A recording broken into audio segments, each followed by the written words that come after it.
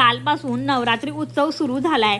घरात बाहेर फुल ऑन मंगलमय प्रसन्न करणारा असं वातावरण तयार झाले आणि जेव्हा आपण रस्त्यांवरून जाताना मंडळात त्या देवींची मूर्ती पाहतो ना, मनाला एक खूप छान अशी शांती मिळते, समाधान मिळतं। हेच आहे ना आपल्या फेस्टिवलची गंमत। तर उपवासाला सुद्धा मग तेवढं सात्विक आणि प्रसन्न करणारा फूड हवं, म्हणून मग हे केळ्याचे काप मी तयार केले होते। बाय द वे, ही कच्ची केळी मला 20 रुपयाला अर्धा डझन पडलेली आणि पिकलेल्या केळ्यांची किंमत 80 रुपये डझन होती। किती मोठा तफावत आहे कच्च्या मालात। पण ही रेसिपी खूप छान भन्नाट आणि नादखुळा बनते, तेव्हा तुम्ही ट्राय कराच। चाकूला 2 बोटं तेल लावून केळी सोलून घ्यायची आहेत आणि त्यानंतर काळी पडू नये म्हणून पाण्यात ठेवून द्यायची। आता व्हिडिओमध्ये दाखवल्याप्रमाणे उभे काप करायचे आहेत त्याचे, पण बी केअरफुल ही कापं करताना, कारण की चाकूला तेल लावलेलं असतं आणि तो सटकू शकतो।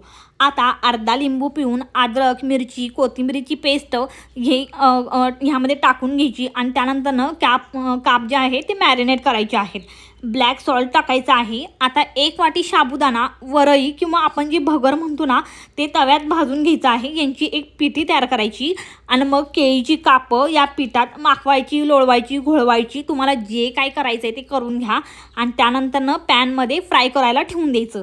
याला थोडा वेळ लागतो बरं का, but patience leads to successful recipes. आणि कुरकुरीत मस्त गरम गरम सर्व करा।